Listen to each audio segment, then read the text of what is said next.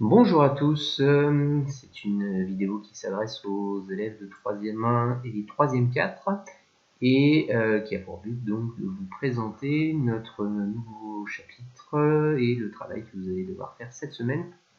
On est donc toujours en histoire et on est toujours dans le thème de le monde depuis 1945. Donc je vous rappelle que depuis le confinement, le travail que vous êtes en train de faire est sur la même thématique. On est toujours en histoire, on est toujours sur le thème le monde depuis 1945 et que vous avez donc normalement terminé un chapitre il y a 15 jours sur la guerre froide.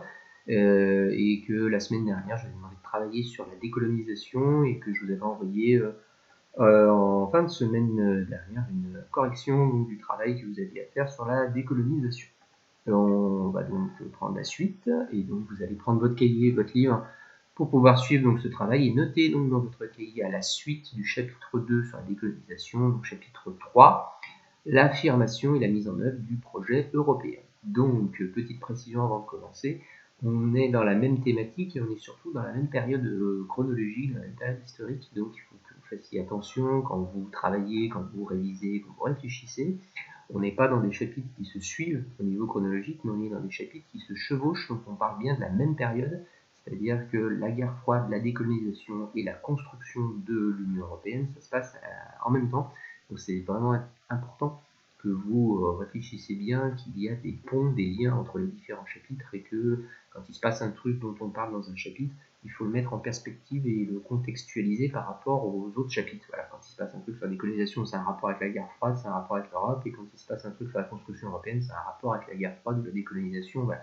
Donc ça sera aussi important à la fin de cette thématique que vous soyez capable par exemple de faire une grande frise chronologique pour essayer de replacer tous ces événements et de remettre un peu de l'ordre dans les différents événements donc, qui jalonnent le monde depuis 1945. Il s'est passé énormément de choses qui sont donc découpées en chapitres pour que ça soit plus clair et plus facile à faire, mais qu'il faut replacer évidemment au niveau chronologique. Alors, comme d'habitude, sur ce chapitre, on va commencer par la problématique. Donc, dans quel but et selon quelle modalité la construction européenne s'est-elle déroulée entre 1945 et puis les années 90, comme d'habitude, c'est sur cette période-là qu'on travaille, avec 4 objectifs. Donc, il faudra que vous compreniez la chronologie justement de la construction européenne, que vous connaissiez les buts principaux de cette construction, que vous compreniez les avancées et les reculs de la construction européenne, et d'un point de vue plus proche au niveau chronologique, un peu plus contemporain, de comprendre quels sont les défis de l'élargissement de l'Union européenne. Pourquoi ? Parce que l'idée, c'est que l'Union européenne est créée après la Deuxième Guerre mondiale. En tout cas, l'idée de construction de l'Union européenne date d'après la Seconde Guerre mondiale, au moment où on se rend compte qu'il faut absolument éviter qu'il y ait une nouvelle guerre entre les pays européens. Il y en a eu deux dévastatrices au cours du XXe siècle, et donc on réfléchit à qu'est-ce qu'on pourrait faire pour qu'il n'y ait plus de guerre. Donc, et on va avoir cette idée de construire une Union européenne qui est d'abord économique, puis qui petit à petit va devenir sociale, politique, financière, etc. Et qui au départ donc concerne quelques pays pour finalement aujourd'hui en arriver donc à théoriquement 8 pays qui sont de l'Union européenne, puisque aujourd'hui, et ça sera un des défis qu'on verra en conclusion de ce travail, le Brexit fait que le Royaume-Uni quitte l'Union européenne. Donc il y a des hauts et des bas, il y a des avancées et des reculs, mais globalement l'Union européenne c'est de plus en plus de pays et de plus en plus de liens et de force dans l'Union européenne, qui a donc pour but à la fois de préserver la paix, mais aussi de faire une grande puissance économique et politique qui puisse faire le poids donc, dans le monde face aux États-Unis, à la Chine, etc. C'est ça l'idée de ce chapitre. D'ailleurs, il y a un autre chapitre qui concerne l'Union européenne en géographie, qu'on fera plus tard, soit ensemble en classe, soit de la même manière que celui-là, et on verra qu'il y a donc l'Union européenne aujourd'hui, qu'est-ce que ça donne. Et là, dans ce chapitre, c'est l'histoire de comment l'Union européenne a été construite, et donc pour travailler, vous aurez besoin d'avoir sous vos yeux votre livre, page 128 et suivante, et justement, vous pourrez repérer que dans le livre, vous avez à la page 128 des cartes et des chronologies qui permettent justement de mettre en perspective ce que je vous ai dit en le comparant justement à la guerre froide, et vous voyez que il y a bien un lien entre la guerre froide et la construction de l'Union européenne. J'y reviendrai dans le travail que vous allez devoir faire ensuite. Qu'il y a les différentes commissions les différents organismes européens, que vous avez aussi un vocabulaire à connaître, et puis à connaître aussi, vous allez travailler sur les traités européens. Alors, je ne vous garantis pas que c'est les trucs les plus passionnants à lire, mais en tout cas, c'est intéressant de les comprendre et de comprendre la logique de cette construction européenne à travers les grands traités. Il y a le traité de Rome en 1957, qui est un peu la naissance de l'Europe, et puis il y a le traité de Maastricht en 1992, qui a un rôle important justement sur la construction européenne. Puis à la fin, vous aurez cette carte-là qui est dans votre livre, que vous devrez compléter, en particulier compléter la légende pour comprendre justement la construction de l'Union européenne. Alors, et puis vous aurez aussi une prise chronologique, effectivement, vous voyez ici, à terminer à la fin, mais d'abord je vais vous montrer donc le travail que vous allez devoir faire, et puis je vais vous mettre comme d'habitude sur Pronote en fichier joint en PDF. Donc vous aurez à travailler sur la chronologie de l'Union européenne avec grand A, la construction européenne, avec d'abord la constitution de la CECA. Alors, comme d'habitude, des petites vidéos qui sont assez courtes. Hein. Celles-ci, elles font 4-5 minutes, allez, moins de 10 minutes chacune. Et la CECA, c'est le premier organisme qui est créé après la Deuxième Guerre mondiale, donc vous lirez ce texte-là, qui est réalisé par un des pères de l'Europe, hein, Robert Schuman, qui était le ministre des Affaires étrangères français en 1950, et je vais vous demander donc à partir de ce texte d'être capable de trouver ce qu'était la CECA, quand est-ce qu'elle a été créée et quels étaient ses buts. Ça sera la première partie. Ensuite, vous aurez une autre vidéo justement sur le traité de Rome, où vous devrez donc trouver qu'est-ce que le traité de Rome a créé, à quelle date, et en gros que vous compreniez qu'est-ce qui évolue petit à petit entre les différents traités, et que vous soyez capable donc de faire la liste des pays membres justement de ce traité de Rome, de trouver les objectifs économiques, sociaux et politiques du traité de Rome, et ensuite de voir quelles institutions européennes ont été créées. Donc ça c'est la page que je vous ai montré avant dans le livre, page 129, les institutions, qui composent ces institutions et quel est le rôle de chacune de ces institutions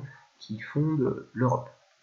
Et puis ensuite, grand 2, donc l'Union européenne, les défis d'élargissement. Vous allez donc repérer donc quel pays adhère à l'Union européenne après 1957, et la date importante c'est 1989, parce que il y a un certain nombre de pays qui adhèrent avant 89 et d'autres qui vont adhérer après.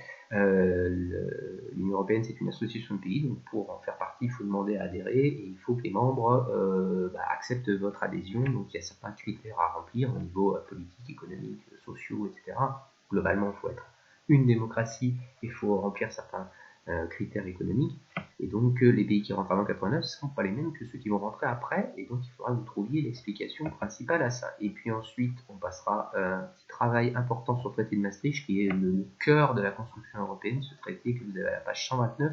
Vous avez une vidéo là aussi pour essayer de retrouver et de comprendre le traité de Maastricht, et puis les textes du livre, où vous devrez me faire une présentation rédigée. Et là, c'est important pour vous tous de bien prendre le temps de rédiger. Je ne sais pas si vous perdez ou pas les bonnes habitudes à la maison, mais il faut vraiment prendre le temps de vous entraîner à rédiger. Ça vous servira de toute façon, quoi qu'il arrive, pour vos études futures, en particulier au lycée. Donc rédiger à l'aide des documents 1 et 2 en essayant de trouver en quelques lignes les objectifs principaux du traité de Maastricht. Deuxième partie, d'expliquer la nouveauté économique du traité de Maastricht. Et puis ensuite, troisième partie, de montrer que le traité de Maastricht, il donne naissance à la notion de citoyen européen. Alors, qu'est-ce que ça signifie, un citoyen européen? Je ne vous demande pas de me rédiger 15 pages, mais voilà, c'est une dizaine de lignes organisées en 3 parties très claires, et je vous conseille plus que vivement de prendre le temps de faire un petit brouillon pour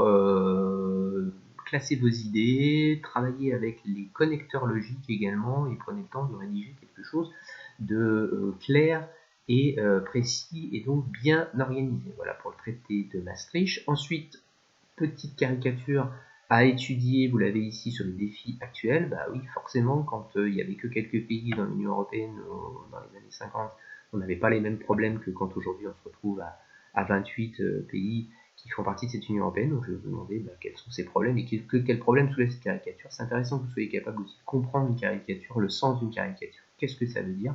Donc prenez le temps de la regarder et de la comprendre, de la décrire, ça c'est la question 14, de trouver à quelle date elle a été réalisée. Tiens, petite faute, hop, 2004.